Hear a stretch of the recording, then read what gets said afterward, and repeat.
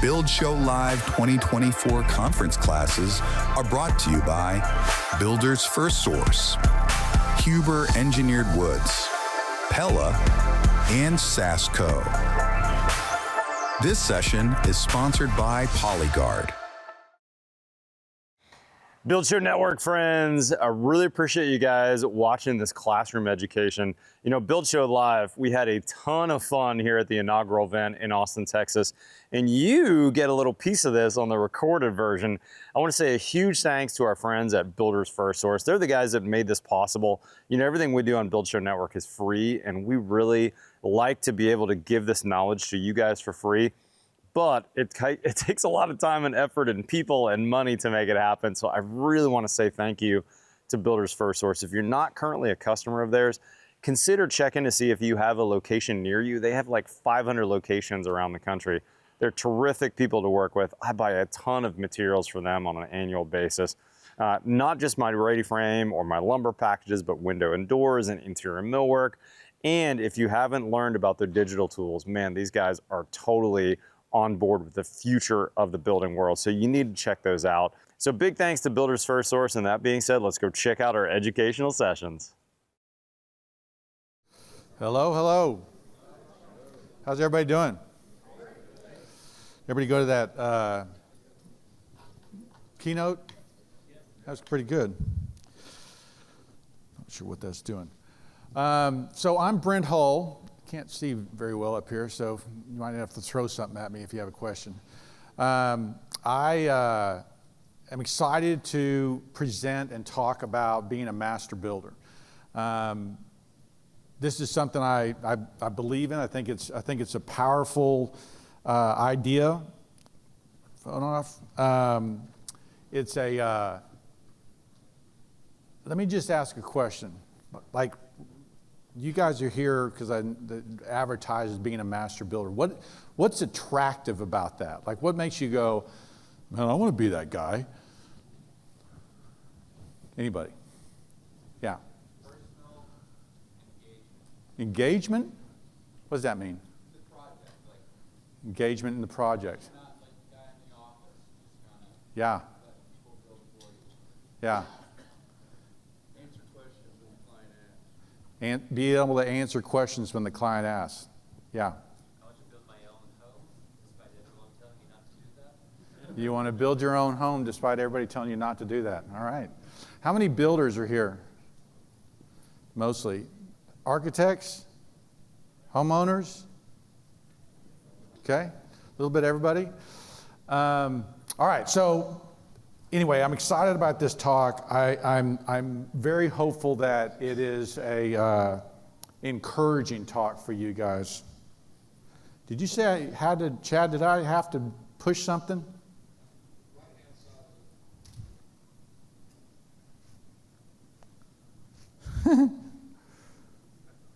Okay, no slides. I'm just going to talk. It's not working for me. There it is. Okay, so opportunities for today. I really want you guys to be master builders. I think that that's the goal, and we'll talk a little bit more about that and kind of how that works. Stand on my left foot to get this thing to work. Anybody know which building this is? Wow, good job. This is the winning, winning drawing, winning idea for the White House in 1796, I think. Thomas Jefferson decided that a young country needed a fresh idea and a good design for building. Anybody know the name of the architect builder that did this? Crickets. James Hoban. Okay, James Hoban was a Irish builder architect who came to America. He worked as a doctor as well. You'll sometimes hear that a doctor won the competition for the White House, but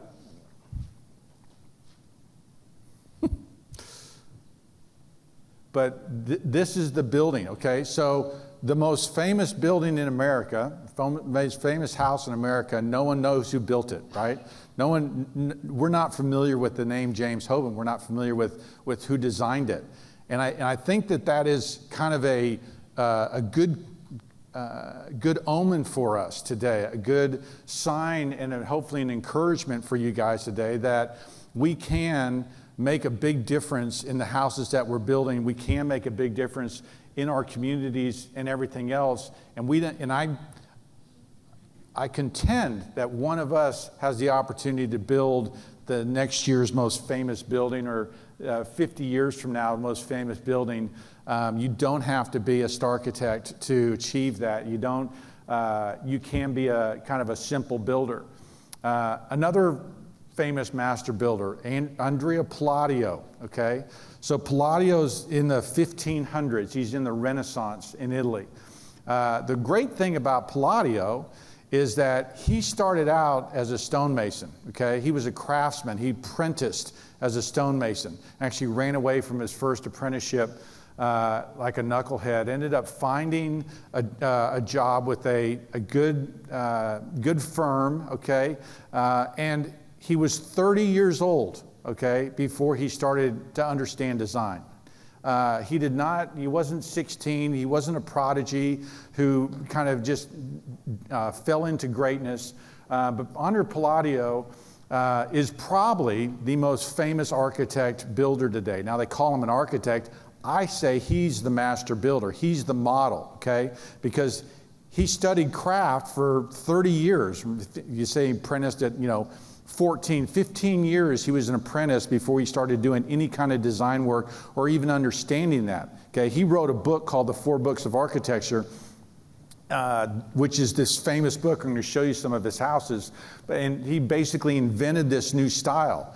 But he's the model for us because he started out in craft. He started out, working. How many people here are 30 years old or younger? Okay, right? So you guys, it hasn't passed you by, right? You're not lost. I went to North Bennett Street when I was 26, and I didn't get out till I was 28. I didn't start my business till 29 or 30. And you still have time. There's still an amazing opportunity to really influence building and really encourage building because of what I'm going to show you Palladio did. Sorry guys, this is not sure what I got to do. So now it goes 2. So basically what happened was Palladio is an apprentice. He's working for this stonemason. He's building his house for a guy named Trissino, who was a man of, he was a man of wealth, but he was also kind of a humanitarian at the time who saw Palladio and said, hey, there's a smart kid. I can probably take this kid under my wing. And Trissino had, 4 or 5 young, wealthy, aristocratic kids who he was training in letters and other things. And he kind of saw Palladio and said, he actually gave him the name Palladio. His name wasn't originally Palladio. And he said, hey, this kid's smart enough that I can kind of teach him some stuff. And he took him to Rome. And it was one of 4 or 5 trips that Palladio took to Rome. And this is the Roman Forum today, down the bottom left. I was there a couple years ago and took that picture. This up on the top right is what they think the Forum looked like. Okay, this is an artist's representation of what the Forum looked like. It was the center of the world. It was during the Roman era, before they moved to Constantinople. It was, where everything was where government was where these buildings were, the temples, the places of worship. And so we're looking at it there at the bottom, kind of what it is today. Remember that Rome is here, the Forum is here in the center. Peter died outside the walls, right? They crucified him. He died outside the walls. And the Christian church, the young Christian church, built built St. Peter's on his grave, on his apparent grave. And so the whole center for the next, 1,000 years moved outside of the city walls of Rome, and the Forum kind of fell into disrepair. In fact, if you've been to Italy and seen the Forum, seen the Colosseum, the outside of that building is all chipped up and broken up. It's because they took the marble off those buildings and they were burning the marble for lime, okay? So this is what's that, Veduti de Campo Vicino. Basically, it means cow field, okay? So this is a rendering done in the early 1700s by Piranesi, showing what the Forum looked like. So this is what Palladio would have seen when he went there. Now, what happened is he went there and was like blown away with the mass, the size, the scale. Remember, if you're growing up in the 1500s, okay, they didn't have temples, right? They would have basilicas, different kind of massive buildings, but they didn't have these dainty columns with these beautiful capitals that went up. And so he went and looked at this and said, I want to know what they were doing here. I want to understand this. The other crazy thing that happened is because it's the Renaissance, it's that rebirth, they are figuring out, they're rediscovering the world, right? In arts and in letters and all the things, and rediscovering what the Greeks and the Romans were doing and what they understood. And there's a book by Vitruvius, okay, the only book on architecture from the classical period that they rediscover. They find it in a monastery. Everybody starts reading Vitruvius.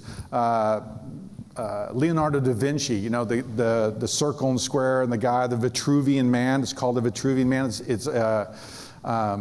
It's Leonardo da Vinci drew that up. Now, the reason he drew that up, the reason it's called the Vitruvian Man, is because Vitruvius talked about the scale and proportion of the buildings, and that there was this, you know, masculine and feminine forms that came together with these temples, and there was scale and proportion there that during the Renaissance, right, 1,500 years later, they're going, oh, wait, okay, so that's what's going on. Palladio gets there and he starts looking at those buildings going, there's got to be a way for me to measure those buildings. There's got to be a way for me to figure out what those guys were doing and what the pediment is and the entablature. And he started measuring it. He started figuring out how to, you know, be down on the ground and look up there and with his mathematics, figure out what the size of all those different moldings, and he started drawing that out. And so his book, the 4 books of architecture, 2 of those books are actually on those Roman buildings and the proportion and the scale that he found there. So Palladio is an example of studying the past. Palladio is an example of looking at the past as a craftsman, because as craftsmen, because we know how to make things, we understand these things better. We understand how these things are built better, in my opinion. And so he was studying the past to learn how to build great. Now, at the same time, all these crazy events, Venice, okay, which was this huge trading capital, especially during the Middle Ages, as people traveled from Europe down to the Middle East and into China. Well, everybody started going around the Horn of Africa, and so they're no longer going through Venice. So the wealthy merchants of Venice move out to Vicentia, okay, which is about 30 or 40 miles outside of Venice, into the farmland. And these wealthy patrons, okay, are looking at Palladio and going, design me a country house. I need a farmhouse, okay? So this is his farmhouse, okay? This is, and the way these things work, I don't know if is that you have a lower level, which was the working level, okay? This is where, you know, basically the way this would have worked is you would have had a rich farmer, okay, come into town, and he would have lived up here, okay, the piano nobile, that's the kind of that kind of formal floor. That would have been up here, but the working level was down here. So you would have had, in fact, you can't see it here, but there's a dovecote right up there in the side of this building. There's these sundials and stuff were up there to help them kind of figure out what time of day.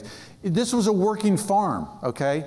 But Palladio, because of his studies in classical architecture and ornament, combined those two, okay? He combined this working farm idea with classicism and invented basically an architectural style. He invented the way people should live. So it's fascinating to me. If you've been to Italy, and people say, you know, go to Italy, where are you going to go? Well, you're going to go to Rome, you're going to Florence, you're going to Naples, Amalfi Coast. Very few people say Vicentia, okay? And so that's where the Villa Rotunda is, that's where a bunch of his important buildings are. The point is, he was kind of up in the hinterlands. He was away from everything else, and yet still built and defined and, you know, shapes architecture as much as anybody in history. The English, okay, read Palladio's book. So Palladio's book is written in the 1570s. England's rising to power in the early 1700s, late 1600s, and they're sitting there going, well, what are the most important things we can build? And they're looking to Rome, they're looking to the classical things, they read Palladio's book, and they start building these English country houses, which are Palladian, okay? And so all this Palladian design, this, you know, the little temple front up here is, you know, typical of that Palladian look. And so, you know, even going to South Carolina, this is in Charleston, it's called Drayton Hall. It follows that Palladian architectural design. And so, boy, this thing's tricky. Mount Vernon, right? You're looking at this Palladian layout here where, and Mount Vernon's funny because it was remodeled a bunch of times. It's kind of a mess, okay? I mean, look at the organization of these windows and the weird door. Like, they, you know, there's a remodeling. They didn't do a great job. But you see the layout here where you've got, in the Palladian layout, you just like you saw those two outer buildings, kind of the inner row. That's what this is, where you got these outer buildings and then this row of like this colonnade that comes between this main house. So the importance of Palladio is a big deal. Importance of Palladio as an understanding. And again, the encouragement for us today is the greatest architect, you know, in the world started out just like us. Okay, started out building in a very remote, weird part of the country, okay? Wasn't famous at the time. His book made him famous, but it was his studying of the past and his studying of how people used to build that makes him great. And that's our opportunity today, and that's why I'm really hoping that this encourages you guys. So what I'm going to do, this thing would work,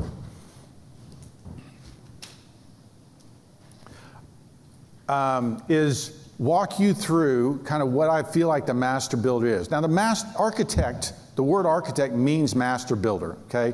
Arca is this word that means kind of the chief or main beam. You have an architrave over a door casing. That architrave is that main beam that supports the beam, that supports thing. Tect is about tectonics, about how you build. So we're talking about a architect means master builder, okay? So don't be you know, intimidated by that, and realize that all of the things that go into our jobs, okay, the things that I want you guys leading on, the design pieces that I think is our job to manage. The client says we need a mantle built. It should be our job to help them figure out what the mantle looks like. Moldings, what the moldings is, where the moldings go, what size they should be. The porches and porch columns. If you watch my Wednesday design videos, the three things that people screw up the most are porches and porch columns, windows and window sizes, and gable end returns, okay, on the exterior. Those are all things that we should manage, and I'm going to show you as we look at architects why there is a dearth of information out there about these things and why we have a great opportunity to do great things today. So what I'm going to do is I'm going to take you through a little quick history of architects today. I'm going to do it in 3 periods, okay? And I have to do this setup so that you guys can understand how big this opportunity is. But you've got the early period, 1700, 1860, kind of pre-Civil War, okay? What architects looked like in America. Look at post-Civil War, between 1860 and 1940, and then we're going to look at the apocalypse, okay, that happens after World War II and why it's such a mess today. So early architects were a guy like Charles Bulfinch, which is this guy. Very talented, wealthy young man, went on a grand tour, studied Europe, understood good design. He was maybe one of the most talented architects who wasn't European trained in America. He the Gray Harrison House, Faneuil Hall, the state capitol, right? You would think that if you had Faneuil Hall and the state capitol to your, the state house, sorry, to your name, that you would have plenty of business, okay? But he really didn't, and in fact, he didn't make his living as an architect. In fact, most architects, kind of pre-Civil War, it's very difficult to make your living as an architect in America.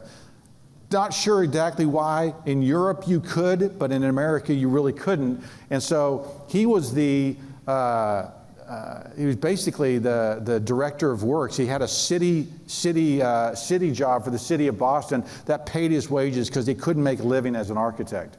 And that's pretty typical. Benjamin Latrobe, it was another English-trained architect. He would always write letters about how he couldn't make a living in America. And he built also some very famous houses. One of the things Bulfinch tried to do was he tried a speculative build. And if you know Matt's story, right, about holding on to that spec, that's what happened to Bulfinch. He had the Crescent, I think it's called, and you know, there's that part of the building, right, an early picture. This was torn down. Basically, he built this building as a sign of taste. He had seen a couple guys in England, Robert Adam, actually do the same thing. That's how he was going to make money. Again, he couldn't make money as an architect. He tried it as a speculative builder, and it was a complete failure. Lost his family's money, lost a bunch of people's money. It's a very sad story, but that kind of represents, you know, the state of architecture in America in that early period of time. So pre-Civil War, you have a mix of architects some of them are trained in Europe, but Bulfinch, Latrobe, Robert Mills, it's hard to make a living. After the Civil War, this is when architecture really is greatness, in my opinion. This is when architecture is just beautiful and, you know, just nails it. And so right up until the beginning of World War II. And really it's happening for two reasons. One is that the city is changing so much, and life in America is changing so much. Sorry, guys. I am pressing the button. The city of Chicago is a good example of this kind of change in civil architecture, this change in construction, you know, the high rise for one, right? That in the late 1880s, early 1880s, you begin to have these cities where you have buildings like this. Steel reinforced concrete was a huge thing. The Otis elevator, right? The elevator company getting so that you could move up and down these floors changed these cities. And so if you think that in 1900, okay, Chicago was the 5th largest city in the world. It speaks to the explosive growth that was going on in the country, the explosive growth that was happening in these cities, and a requirement for a different way of living, a requirement for a different way of handling this. And so, you know, think of the sanitary problems. And if you read about the sanitary problems in Chicago at this period of time, it's crazy, the sewage, okay, and the smell that was going into this city because they didn't know how to manage plumbing, okay, of all things. They were just putting it in Lake Erie. I think it's Lake Erie, right there in Chicago's thing. And so you just had waste, you know, floating around in your city. And I tell you that because there's a different way of building going on and different things, different changes are happening. You also have a sociological change. There was a book written in the late 1800s about how the other half lives. And it had all these pictures of these kids sleeping on the streets. And they were realizing they've started to look sociologically at the problem of architecture going, we really need to change this. And so you have these expos like the Columbus World Fair where they show off this opportunity for what a city could look like. This is called the White City. And all these architects got together for this World's Fair. And it starts what's called the City Beautiful movement. The City Beautiful movement was basically looking at European examples of how designs were put together. There's one in Philadelphia. The Riverwalk in San Antonio was the City Beautiful movement. But this organization and looking at this city as far as making it beautiful. You think about, you know, how the other half lived, what was going on. There was a desire from architects to really build more beautifully. This is in Buffalo. Frederick Law Olmsted did this, and you have these spokes that go out from the city, all based on this kind of this center square and the city hall right here. If you've ever been to Buffalo and seen that city hall, it's the most magnificent building. It's beautiful. All these wonderful murals inside. It's one of my favorite buildings in America, commercial buildings or civic buildings like that. So at the same time, okay, and this is where these architects during this period of time are doing such beautiful things, you have the organization of the architectural profession finally happening, okay? Realize that the AIA doesn't form until the 1850s. That's right before the Civil War. First architecture schools, 1868. Columbia opened one in 1881. And the reason why, due to sanitary and squalid conditions of housing in New York. Okay, it wasn't to build beautiful, it wasn't, they were going to try, it was a more functional problem of trying to figure these things out, but they did it in a very beautiful way. There was great architects like Louis Sullivan in Chicago, Sullivan and Adler. Frank Lloyd Wright studies under Louis Sullivan. But they are starting to build these early high-rises in these early buildings. And look at the ornamentation and the details that go into this. This is a bank building. It's incredibly beautiful. The craftsmanship is super high.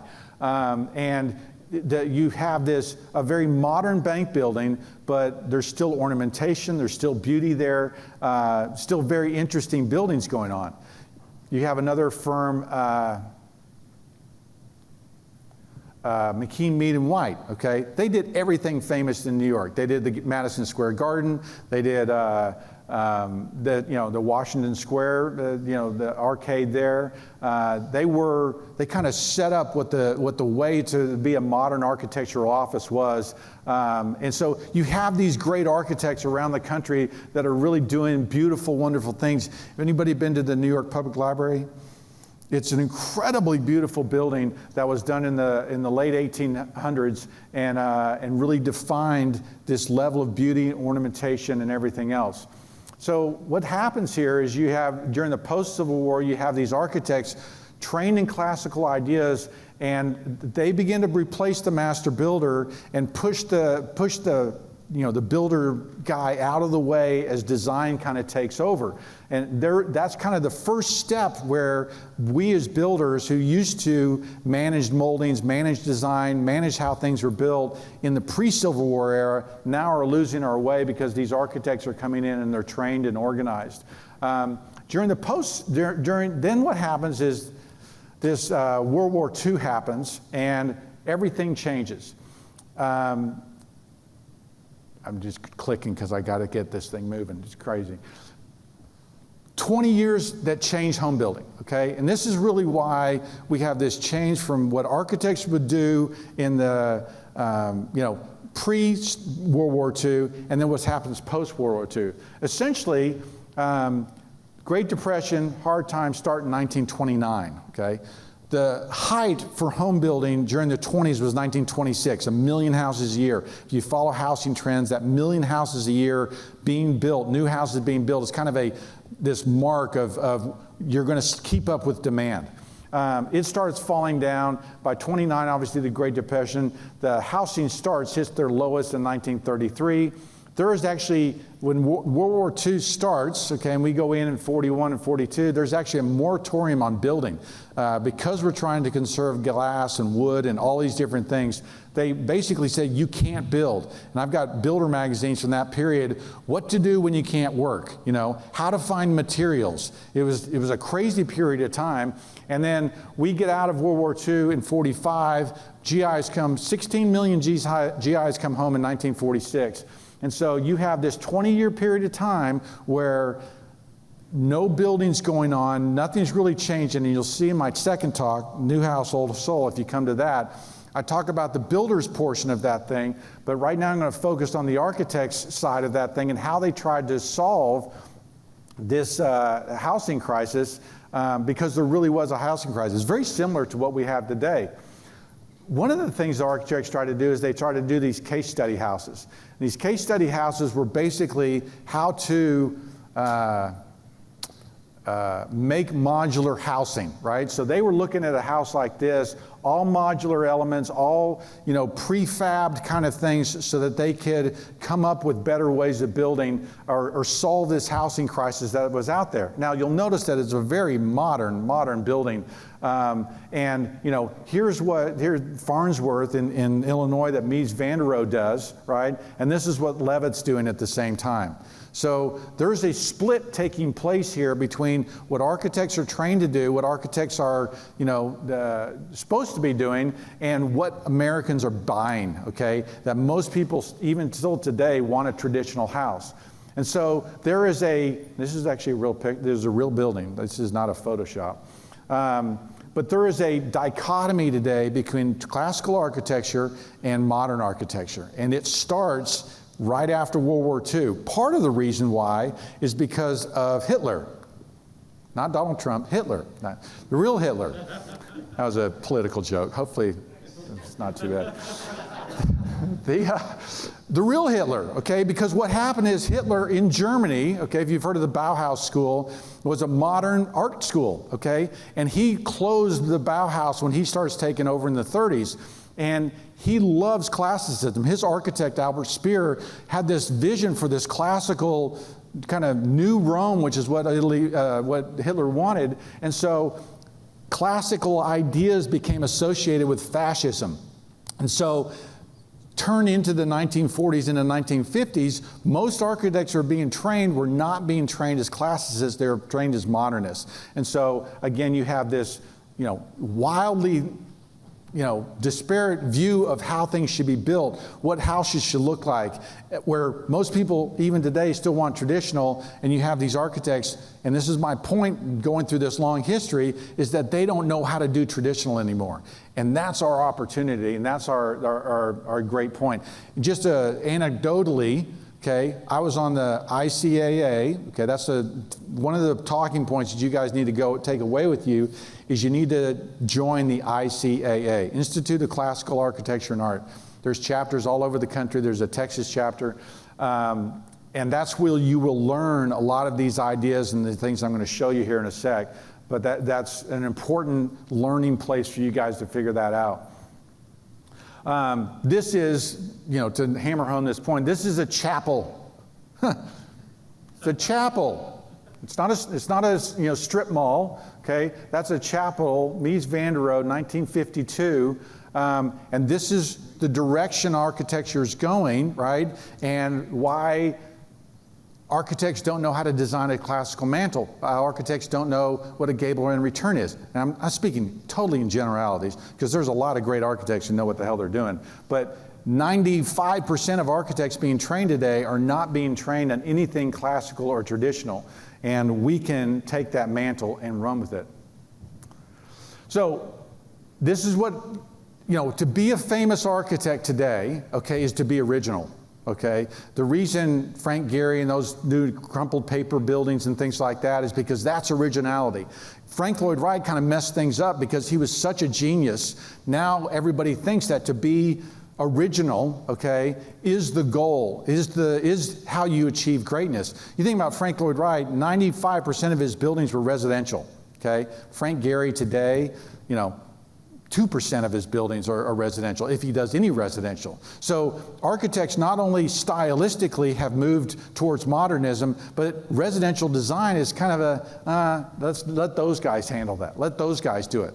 When I do my Wednesday design videos, I get more comments like, how could architects be, what kind of architects doing this? What kind of architects being trained to this? They're not, okay? They are not being trained in these classical ideas and these classical details. So, I get these plans from people all over the country saying, fix my house, okay? Now, this one isn't terrible by the standards of the things I see, but I want to show you the way they drew this wall detail right here, okay? My clicker will work. This is the detail that they were showing. You can't do that, guys. I can't have a piece of molding floating in the air like that, okay? And the way this is put together and the way these things, the illiteracy of classical design in this effort is overwhelming to me. And so what happens is that these, sometimes they're called AIBD, American Institute of Building Designers, okay? They're people that have gone to architecture school but are really working in the classical realm, is they can draw a pretty picture, okay? But they don't know how to put it together. They don't know what the parts and the pieces are.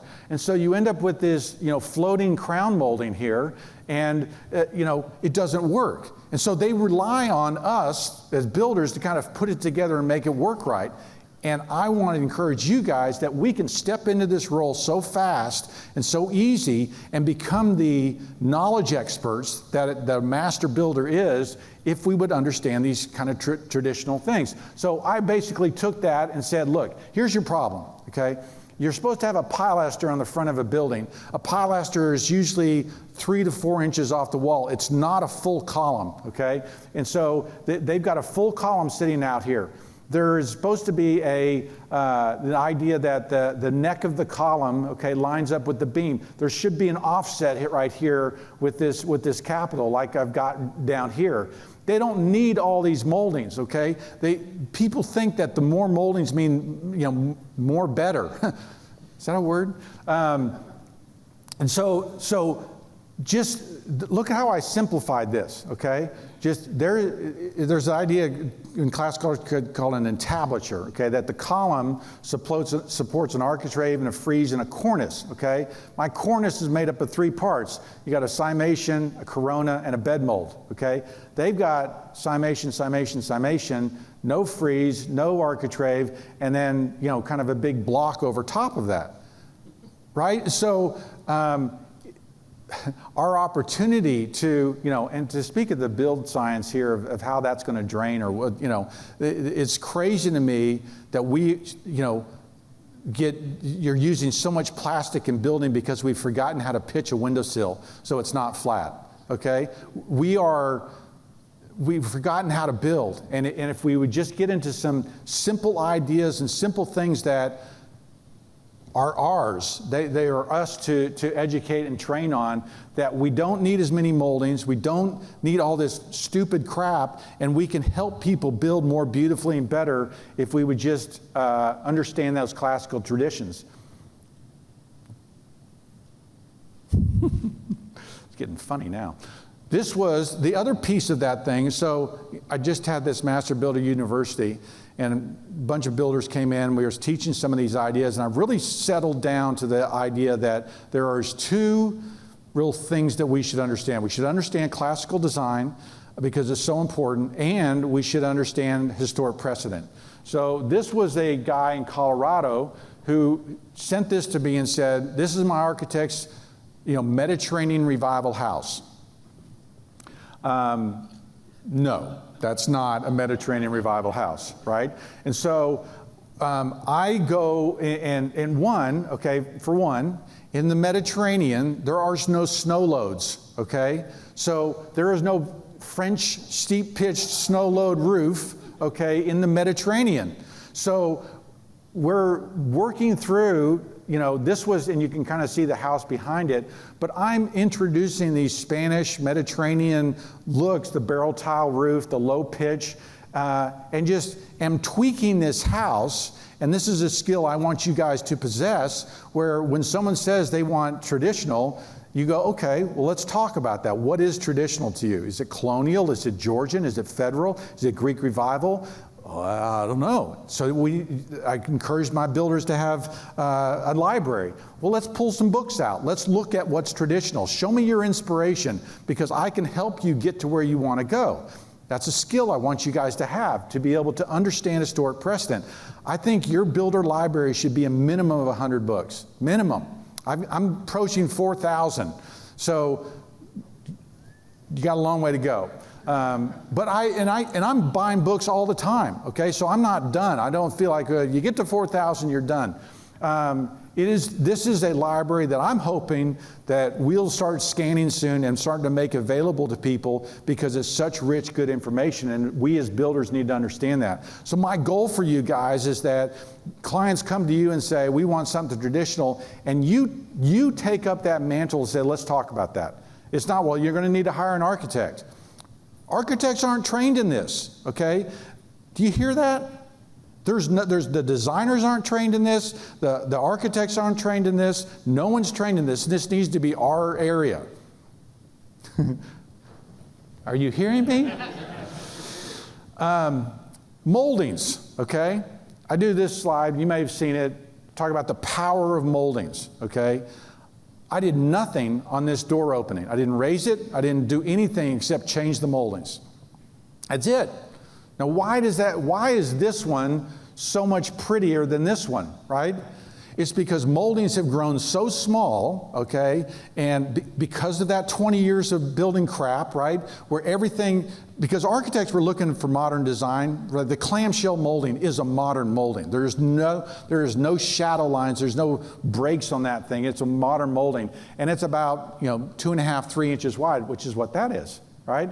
And so I went with the 4.5-inch molding. I put a header across there. That's a pulvinated frieze and a little mini cornice. I put a chair rail in there at the proper height, and I raised the base. And it's dramatically different, okay? So what I want for you guys is the homeowner says, well, because if you're getting a builder set of plans, you probably have 8 sheets, maybe 10 sheets. There's probably no interior drawings. And so what I want the conversation to have is, look, we've got a Mediterranean Revival house or a Colonial Revival house. Here are the moldings that should go in there. How do you know that? Historic precedent, studying the past. I've got millwork catalogs from the 1890s up into the 1950s. Why do I have those? Because I want to know what a builder looked at when he was going to build a stair in 1920. So that was the very first book I got. I went to my architectural salvage guide and I said, I got to build a stair. What would a carpenter have looked at in 1920? Oh, it's this book right here. Handed me the Universal Design 1927 molding catalog. Dover just reprinted it. It's available. You don't have to get it on eBay, or you can get it on eBay. It's so that I can understand what was there, okay? And I understand what's going on and how to design and how to help. Door casings, okay? This is a little quick math here, a little quick study to show you kind of how to figure out molding sizes, okay? This is from the ICAA. I talk about joining the ICAA. You can get these prints, okay? And basically what it is if in the Doric order, okay, they are breaking the room into 5 parts. You see that? There's 1, 2, 3, 4, 5. Why are they doing that? Okay, it's all about scale and proportion, okay? And so in those classical systems, they're based on the human body, right? My body, hopefully, is mostly proportionate. My hands fit, right? It doesn't look like I got a big ear, right? It's just, they're a little big. They're not, ginormous. That's the way this system was set up, so that when they built a temple, in fact, the human body was the Greek inspiration for building. That's why there's symmetry and balance in those buildings, because they were looking at the human body and saw the balance and symmetry. Things were based off my foot establishes diameter of the column, just like, and the relationship between the column width and the column height is right there. Okay, it's 9D, I think. Might be 8D. 7D.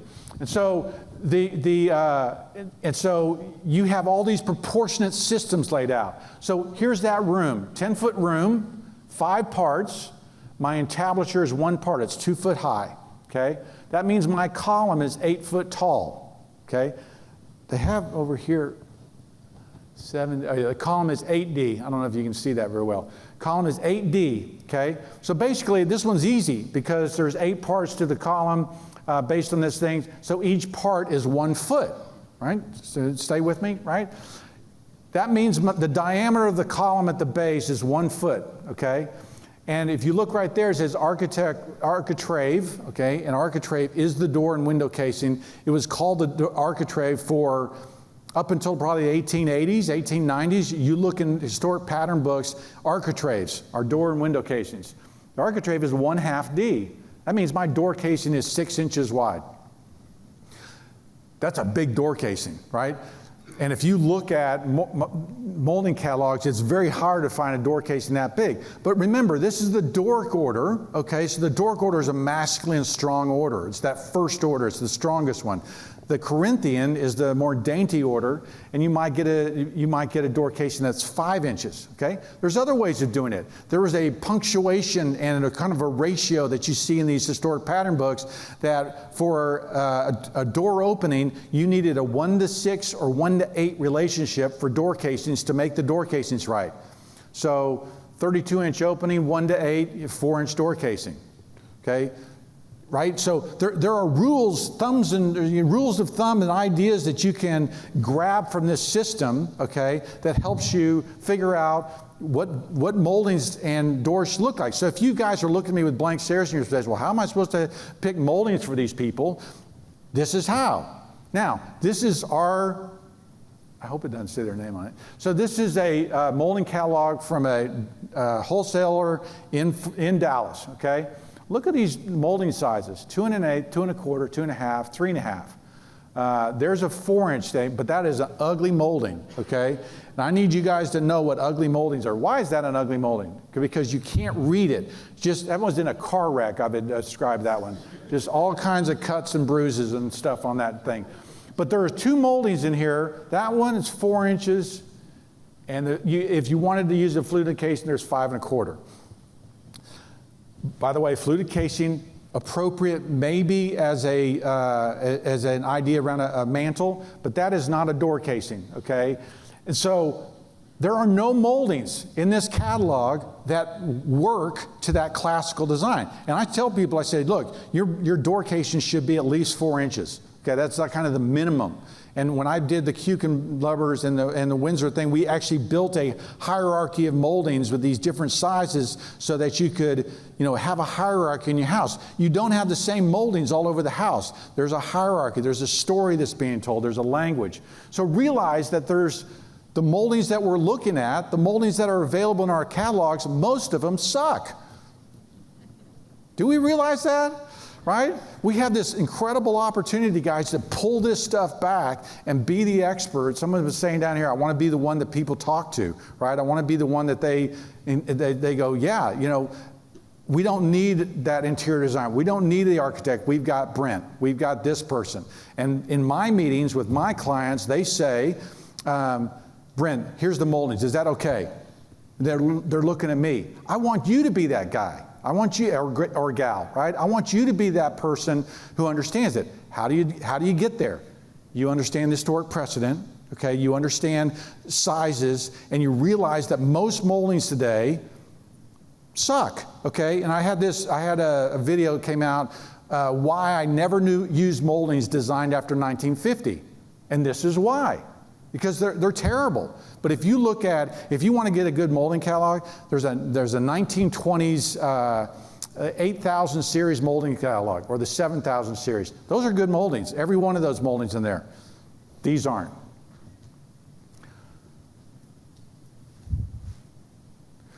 The classical layout of the interior. This classical system, which you see right there, determines where moldings go in the room. So I just talked to you about molding size. Now I'm talking about molding layout, okay? If there's one thing you take away from this talk, chair rail is never at 36 inches, okay? Stop doing it, because your room has to be 15 feet tall for the proportions to work out so your chair rail is at 36, okay? So 28 to 32, okay. 36, no, never, don't do it. So why is that? Okay, because in the classical system where you've got a pedestal, a column, and an entablature, right? That pedestal height establishes the height at the top of your chair rail. And just like I did the math on that other one for the door casing, you can do the math for all the moldings in the room. And I don't want you to sit there and be pulling out a calculator, because at some point it should be, you know what, our door casing should be around 4 inches. And you're not going to get mathematical on it. But these are rules of thumb that have been forgotten that I want you guys to understand. So the pedestal height is established there. If you have a picture rail in the room, the picture rail is the top of the architrave. It's called the tinea, okay? And so sometimes if you go in Victorian houses, the picture rail will be, 2 feet or a foot below the top of the ceiling. That's because they are communicating this scale and proportion into the room so that we can read the room properly. So that picture rail down from the top of the ceiling really is important to help us understand, help us read the room and make it feel right, make it look right.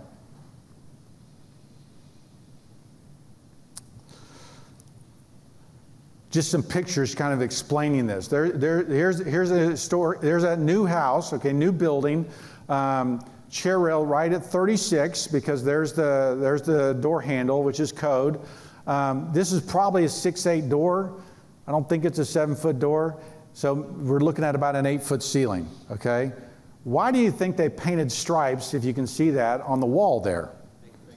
To make it look taller, okay? So if I was doing this, I would be down here, I would organize this, and I would probably design those things so that even those lined up, even the break in the window things lined up. But I could have saved them money on this job, okay? Not used as much material, lowered this thing. You didn't have to put stripes in the walls to make it look taller, all because I know where to put my chair rail, okay? It's never 36. Look at this historic room. This is a 1780s room at Winter Tour Museum. If you want to go to a cool place, you got to go to Winter Tour. 175 historic rooms from 1640 to 1860. Period rooms that you can walk through. And I wrote a book called Traditional American Rooms, which breaks these rooms out. That shows you where the chair rail is, what the size of the moldings and all these different rooms are.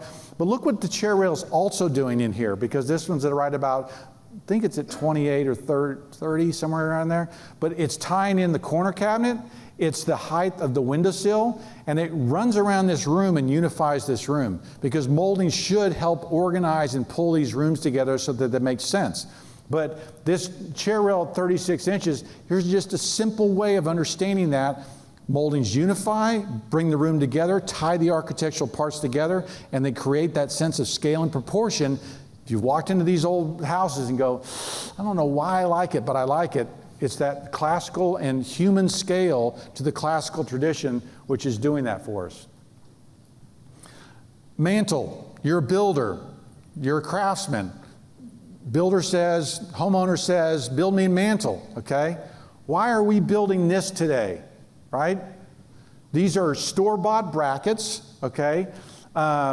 The panelized MDF, right? These are habits that we've fallen into because we don't know how to do fancy anymore. We don't understand kind of those classical traditions of the way of building. I'm doing cross-setted corners on my door casings all the time, but they've got a little mini entablature here. There's a broken pediment with an entablature there. There's a mini entablature. And if you understand these classical ways of building, you're going to know when your client says, I want a nice mantle, you're not going to build this. You're not going to go to Hobby Lobby and pick up these carved brackets. Okay, I just did a video on never use carved brackets. Stop using it if you're using carved brackets. Okay? That's rule 2. Chair rail's not a 36. Stop using carved brackets. But we need to understand how to do fancy, okay? Because this isn't it. So, how to be a master builder today. There is, I want us to be the James Hobens and the, Andrea Palladios, okay? I want us to be that invisible, behind-the-scenes guy who understands classical scale and proportion, who understands how to put this together, because it will change the way you build. It will change your reputation in your area. It will change your reputation with your clients. They'll look more favorably on you because you're not just a guy spending their money, but you're a guy helping them build better, build more beautifully. So, how do we do that? Both Hoban and Palladio studied the past. And if you watch any of my videos or anything, you know that I was trained in historic preservation. So that's my deal. And these metrics that we're chasing after with the build science guys are all good. We are chasing after that as well. Okay? But our deal is that I'm not trying to hit a blower door 0.6. Okay? I think those houses are ugly, right? They're shoe boxes, right? I want to build something beautiful. I don't have clients coming to me saying I want the most efficient house. It's just not our client. But understanding the past, understanding how these things are put together is Another way of approaching building better. Okay, know better, build better. I'm totally in lock and step with Matt and Steve. I love those guys. Steve has consulted with us on our job, so I'm not throwing mud at them. I'm just saying that there's more ways of building better than just, chasing after those metrics. We all have the same enemy. Water is the enemy. In an historic house with historic things, we have overhangs. We have ways of shedding water away from the building. But we're also doing rain screens, right, when we're building new. So hopefully this is encouraging you that there's an opportunity not just to be the build science guy, but to be also this designer, okay? Because I can't stress enough that the architects are no longer involved. They have abandoned residential construction, and it is a great opportunity for us to step in and be that guy. The ICAA, okay? Now, just real quick, my career, I went to North Bennett Street, studied historic preservation. The first 10 years, 15 years, hell, even today, I'm still studying and learning about historic preservation. When I started doing that book, Traditional American Rooms, I actually went into those historic rooms and I couldn't figure them out. Okay, so that was 2008, 2009. I got asked, is that right? Yeah, probably. When I got asked to do this book on the interiors of Winter Tour. And I walked through some of those rooms and I was like, I don't really know what's going on here. I don't know why the casings look like that. I don't know why the crown looks like that. What's going on? And I hired a classical architect, Christine Frank, good friend, and she went with me, and that's the reason she's the co-author of that book, because I didn't understand it. So realize that I spent another 10 years figuring out classicism, figuring out what was going on. And now I'm in part of my career where we're chasing build science. So they're all important pieces. I'm encouraging you that we have a great opportunity to be the designer, the leader, an important person on the team of building a house because we understand these classical traditions. Any questions? No questions? Yeah. Yeah, I recommend this book all the time. He's asked books that I should read. Get Your House Right. Everybody own that book? That's the best book out there. It's just Marion Casado did an incredible job. She got all those people, Leon Cryer, Marion Casado, they're new urbanists and classicists, okay? They were able to write that book because they understand those classical traditions. They understand how to do that. So they talk about porches, they talk about window sizes. All the mistakes that are happening, they address those. That's a great book. Stephen Mouzon has a book called Traditional Construction Patterns. I think that's the name of it. It has black and white photos of do this, don't do this, do this, don't do this. Very helpful book, very good book. Traditional Construction Patterns. Stephen Mouzon, okay? He's another classicist guy. There's a number of books on classicism. Unfortunately, people say, what's the one book I should get on classicism? There's not one, okay? Robert Adam has a book on classicism that's really good, and little one-page things. This is what a pediment should look like. This is the proportion in the column. This is how this should look. That's a good book. Quinlan Terry has a good book on classicism. James Chittum has a good book on classicism, but I have like 8 books on classicism because there's like a piece of it that you're picking up from each different one that are really good. And then I would be building out. For instance, what I do with my library is when I have a Mediterranean Revival house, I buy books on Mediterranean style, right? You can go get the coffee table books. I go on eBay. I type in Mediterranean Revival and see what comes up. And I'm buying books from the 20s, the 30s, not after World War II, before World War II. So you're really looking at pre-1930 books on these classical styles. You're doing traditional building, there's a thing called a White Pine series. I did a whole series on a builder's library if you go to my YouTube channel. There's also an article in Fine Home Building that I did on builder's library, and those are good things. The Odell Carpentry books from 1920s, it has this classical system laid out in there, very helpful. So anyway, there's 10 books there. Yes? If you're not building a whole house, how do you bridge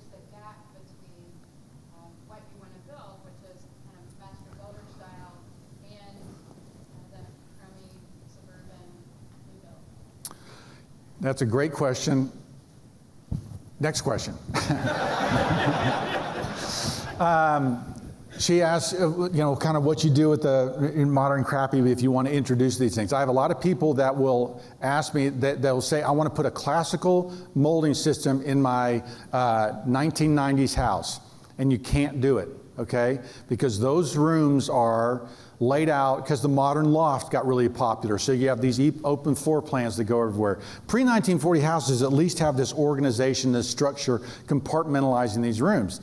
But the new houses, whether it's the modern farmhouse or whatever else, all these rooms flow into one another. You got vaulted ceilings, which you shouldn't put crown on a vaulted ceiling.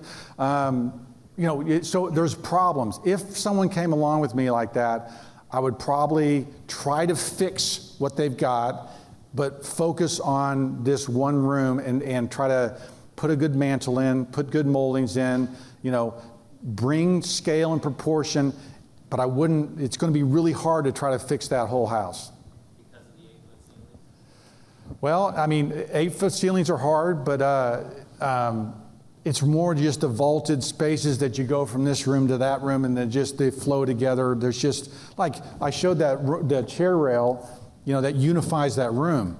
It's hard to unify rooms and have things that speak to one another in a modern new build. So it's hard.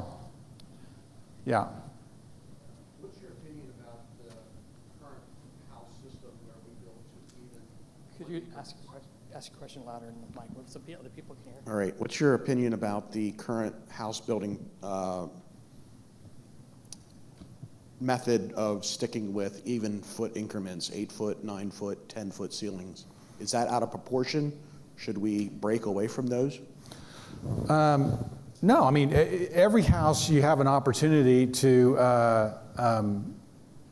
I wouldn't care if it's 8, 9, 10, 11, 6, right? Because in the classical system, those moldings are going to grow and shrink based on the size of that room. So I don't put a 5-inch door casing on an 8-foot ceiling. All right? You just can't do it. I live in a 1962 ranch, okay? I've got, I think my moldings are right at 3 3/4, right at 4 inches, okay? So, but if I had an 11 or 12-foot ceiling, my moldings would be 5 or 6 inches wide because it's going to look silly any other way. So size of the room, size of the plate line doesn't matter because the classical system, the way it's organized, is that they just shrink and grow. The chair rail height will move and the entablature will grow. Door casings grow, all based on this classical system. Yeah. Yeah. Yeah. Your catalogs for like the 1920s trim catalogs. How do you, if you've got a Mediterranean house, how are you picking out like the profiles for the trims based on the style of the overall house? We're trying to get a certain style, and you pull up the 1920s. You said that train wreck molding profile. C22, don't use it ever. Yeah, got it. Noted. Write that down. But how are you picking the appropriate profile for the style? So I'm looking at historic precedent, right? And there are some questions up here. Some guys had some questions. So there's historic precedent, and if you look at the mission revival, okay, or mission style, or the Mediterranean, there's a lot of similarities. And this is where I would show a client: do you like this or do you like this? Because in some Mediterranean houses, there's very few moldings, right? You might have a base and you might have beams in the ceiling, but door casings can be,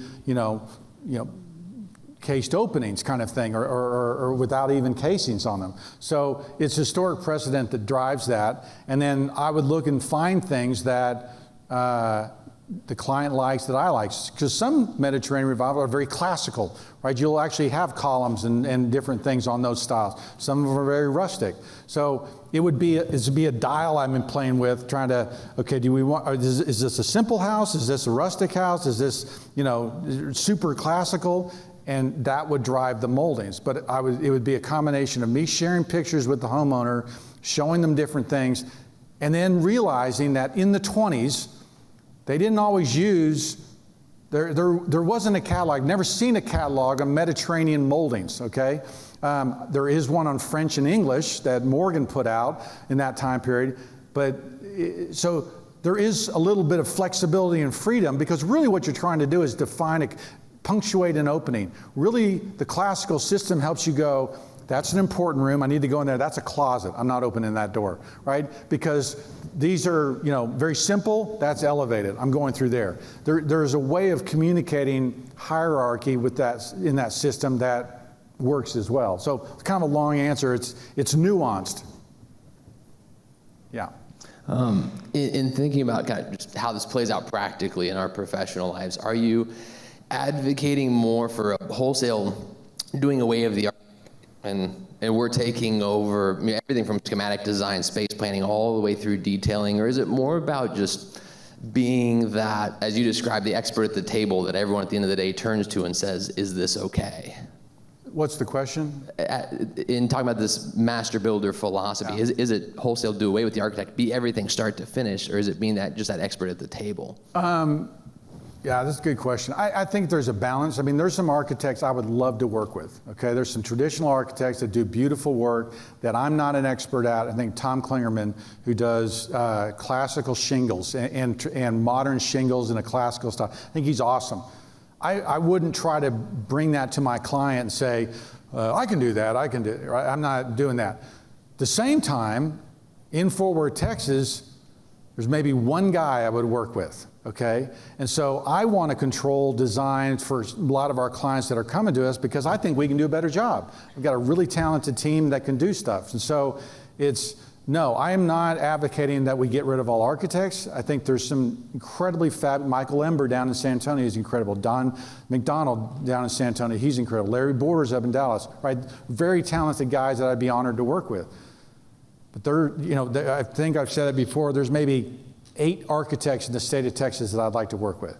And so there's just not that many. And so I'm controlling design on 90% of our projects because I think we're better at it than they are. We know those rules and most architects don't. And so, right? So it's just I'm not advocating that all architects are idiots, right? And so, and I'm the smartest guy in the room. I'm not saying that at all. So to piggyback off that, how would you navigate a conversation with an architect that doesn't follow the classicism design or ratios? You're stuck with the client and you're stuck with the architect. Do you just leave the fight alone and just build the house as designed, or do you input an opinion that may not be asked? Well, I mean, sometimes it's a good question. And I think, you can lead a horse to water, but you can't make him drink, kind of thing. And so I will, in those conversations, say, look, here's what precedent says. Here's what my recommendation would be. And I'll know pretty quick whether they care about that. There's some clients just don't care. And so in those projects, and I don't have many of those, but you're just not helping them. That they are missing an opportunity because I've had people that have a lot of money that want to build these French things, or these things that are just over the top, kind of crazy. Those pictures will never be on my website, but I'll help them, as much as I can. But that's you're just kind of you share what they're willing to listen to, you share what they want to hear, and then you're just letting them run loose. But yeah, there's trying to find a balance there. And if you're in that place in your job, you're trying to share the information that you feel confident about, but then it's up to them. Any other questions? Thank you, guys. Talk after, yeah. Thank you.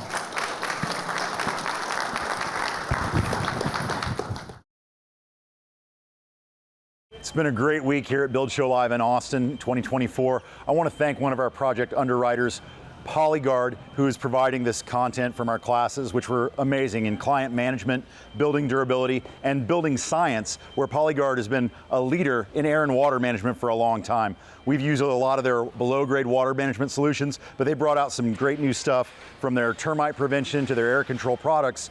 Polyguard's been solving things for builders for a really long time, and we're grateful that they're still working to make our lives easier every day. Thank you to PolyGuard, and thank you for your continued support of our educational content.